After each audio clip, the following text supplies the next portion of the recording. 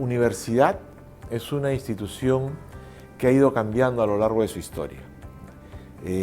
La universidad se inicia como un grupo de personas que buscan querer un conocimiento, se organiza, luego en Europa llega a nosotros y, por ejemplo, la primera gran transformación que todos recuerdan es la Reforma de Córdoba de 1918.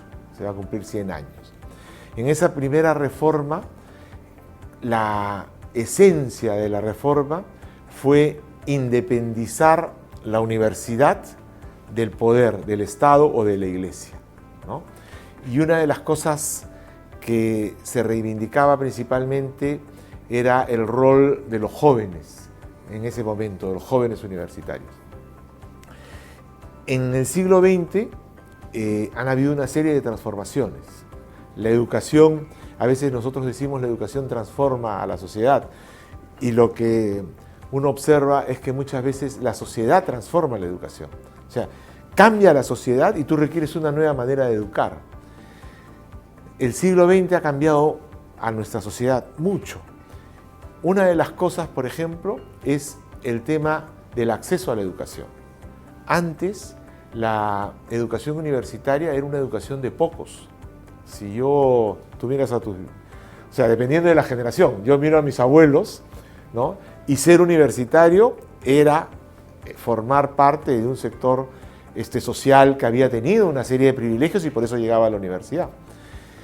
Secundaria, terminar la secundaria, ¿no? Entonces, ahora no, ahora al contrario, la secundaria es prácticamente una cobertura universal y requiere que mucha gente vaya a la universidad. Cuando se da ese proceso, tú requieres que la inversión privada venga a ayudar al Estado, porque el Estado no puede atender la oferta universitaria. Cuando el Estado no puede atenderla, entonces los organismos internacionales dicen, oye, hay que darle facilidades a la inversión privada porque requerimos en los países en desarrollo que existan universidades. Y ahí esto se da más o menos en la década del 80. Entonces surge un impulso a la inversión privada inevitable y mucho más en nuestro país. Hay que recordar que en nuestro país, en los 80, nosotros vivíamos el terrorismo y la hiperinflación. Entonces, en los 90, nuestro país era un país quebrado. Fuimos de los primeros en recoger estas orientaciones de fomentar la inversión privada en la educación.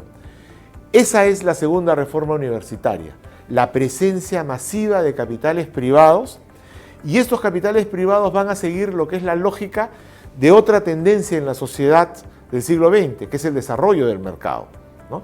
En el siglo XX has tenido fines de la sociedad feudal, estas economías planificadas en el bloque soviético y el mercado. Por primera vez entra la lógica del mercado a la educación. Es el último sector. El anterior fue la salud. Antes solamente la salud la prestaba el Estado y los religiosos. La universidad igual, solamente era el Estado y la Iglesia. Entra el capital privado, cambia la estructura, comienzas a ver publicidad de las universidades. Entonces entra toda una lógica distinta a la que se daba anteriormente. Eso tiene cosas provechosas y tiene aspectos a corregir, a mejorar. Lo provechoso fue de que se dio posibilidades de educación a la juventud. Lo que es necesario mejorar es que en ese crecimiento se debilita la calidad, porque la universidad es defensora de un principio, la autonomía, la libertad de pensamiento. Cuando hay esa libertad en el mercado, hay mucho riesgo de que el mercado no propicie la calidad. Y ahí es donde surge la tercera reforma.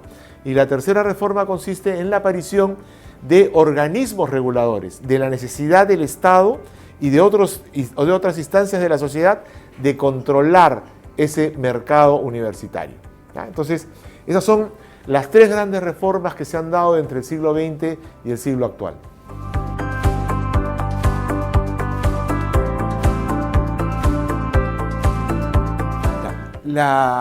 Este primer encuentro o este segundo foro de FIPES y el tercer encuentro de la red latinoamericana ha tenido una trascendencia importantísima. Se ha constituido por primera vez a nivel latinoamericano y caribeño una red de asociaciones de universidades privadas. Te comentaba hace un rato que la educación tradicionalmente fue prestada por la Iglesia y por el Estado. Reflejo de esa participación de la iniciativa privada es que surge esta red. ¿Por qué surge la red? Porque los líderes políticos, los líderes de opinión, muchas veces desconocen los cambios que se han dado en la educación. Nosotros hemos visto en nuestro país legislaciones, la última ley universitaria, donde se cometen errores como por ejemplo que el 50% de la educación virtual, ¿no? O mejor dicho, si tú haces educación virtual, el 50% debe ser presencial. En un país que tiene que estimular la inclusión, facilitar el acceso a la educación, en un momento en el que universidades como Stanford, principales universidades americanas, te ponen los cursos de manera gratuita para que tú aprendas y solo pagas, en algunos casos, si quieres tener una certificación. En ese contexto, nuestro país va contra la corriente y plantea que solo el 50% puede ser virtual. Y así, digamos, de este tipo de errores, lo que nos hacen ver es el desconocimiento de los líderes sobre la nueva universidad. Hay una necesidad de romper paradigmas en la educación universitaria y la educación en general.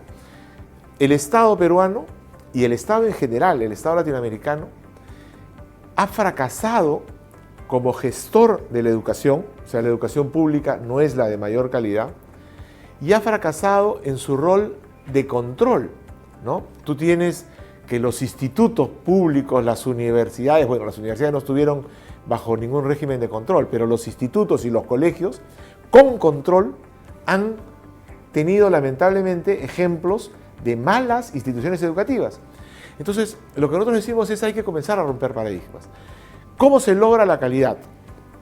La calidad la logras efectivamente con un proceso adecuado de licenciamiento, o sea, licenciar significa revisar que tienes las condiciones básicas para operar, un proceso de licenciamiento, acreditación, que significa que tú te evalúas y luego viene un tercero y ratifica la evaluación.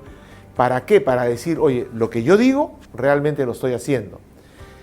Pero requieres también dos elementos adicionales. Un entorno de competencia, ¿ya? Imagínate, si hay una sola universidad en una capital de provincia, esa universidad va a convocar a todos los alumnos, ¿no? Aparece otra universidad, mientras las dos puedan abastecer a toda la juventud, las dos van a estar en una zona de confort. Tiene que haber un nivel de inversión en el cual tengan que comenzar a competir por captar al mejor alumno para que se comience a dar la calidad. Entonces hay que promover la inversión. Y lo otro que hay que hacer es empoderar al ciudadano, ¿no? ¿Qué significa empoderar al ciudadano? El joven de nuestro país, por lo menos, cuando yo hace 30, 40 años estaba en la universidad, creo 40 ya, estaba en la universidad, yo sabía y podía quejarme de que mi profesor llegaba tarde. Yo podía quejarme de que el laboratorio no estaba funcionando. ¿Por qué requerimos establecer un sistema de control, ¿no? Absurdo, donde voy a requerir miles de inspectores y no convierto a los jóvenes en inspectores de la calidad? Ese joven, así como llena una hoja y se queja y dice el laboratorio no está funcionando, el profesor llegó tarde, lo puede enviar Indecopi. Hace unas semanas Indecopi ha multado a una universidad por no cumplir con lo que ofrecía. Entonces creemos que hay que romper paradigmas, creemos que la calidad requiere otras visiones. Esta constitución de la red lo que busca principalmente es decirle a la opinión pública en general y al sector educativo: hay una iniciativa privada muy fuerte, hay una iniciativa privada que requiere nuevos paradigmas para ser gestionada. Debemos respetar la autonomía, debemos respetar la diversidad. No todas las universidades en el mundo, por ejemplo, hacen investigación, lo cual no significa que esté mal digamos, que no esté mal que no se haga. De hecho, una universidad tiene que crear competencias de investigación entre los jóvenes. Pero hay universidades en las cuales se dedican a la investigación y universidades que se dedican a la docencia. Hay que estimular la diversidad, entonces diferentes tipos de universidades, y hay que estimular diferentes maneras de gobernanza del Estado. Entonces todos estos cambios es un poco lo que la constitución de la red ha logrado en este evento, ¿no? Que las diferentes asociaciones de universidades privadas puedan presentarse y decirle a sus gobiernos: hay nuevas maneras de gestionar la educación privada.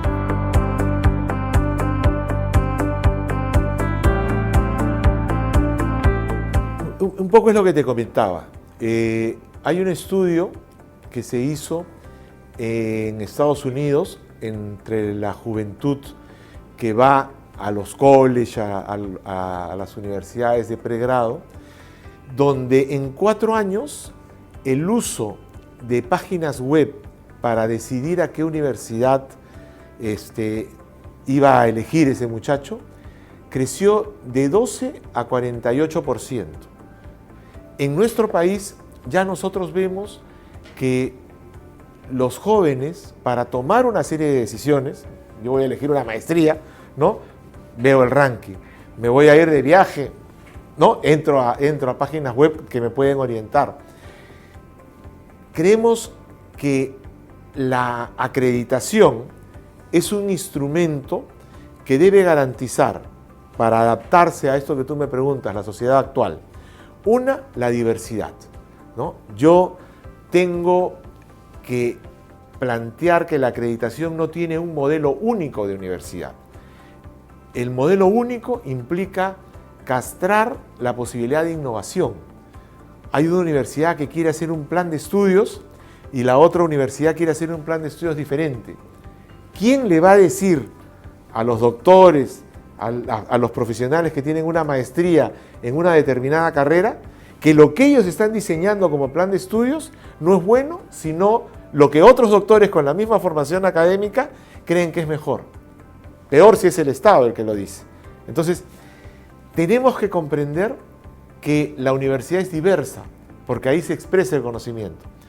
La acreditación tiene entonces que garantizar la diversidad de la universidad, la autonomía de la universidad y, por otro lado, estar orientada hacia el estudiante, empoderar al estudiante, que el estudiante, cuando ve cuáles son los resultados de una universidad, se preocupe de ver quién la ha acreditado, qué institución la acreditó, qué significa la acreditación, ¿no? Eso le va a permitir al estudiante tomar decisiones. O sea, eso es la nueva manera en que el Estado propicia la calidad, ¿no? A diferencia de lo que sucedía hace 40, 50, 60 años, cuando era un inspector del Ministerio de Educación que iba y tenía que sentarse a revisar todas las hojas de vida de los profesores, cómo han evaluado en cada curso, en fin, algo que es imposible ahora. El mundo de ahora es completamente, por dimensión, ¿no?, ajeno a ese tipo de control.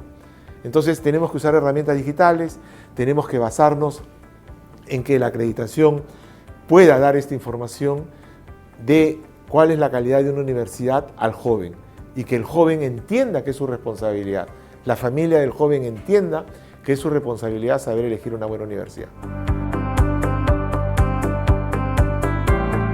El contenido de la carta, además de ratificar los principios que hemos conversado, estos principios de una universidad de calidad, de una universidad diversa, de una universidad autónoma, de una universidad democrática. O sea, la universidad, a diferencia de cualquier otra institución, es una universidad donde al producir y difundir conocimiento se generan los debates de las ideas. Esos valores son claves de la sociedad: la diversidad, la autonomía, la democracia.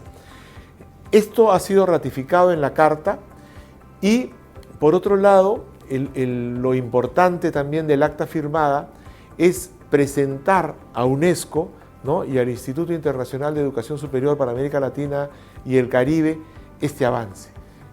La red lo que aspira a ser es un foro de discusión, un foro de debate de la universidad privada, de las nuevas maneras de gestionar la universidad privada, las nuevas maneras de estimular la calidad en la universidad privada.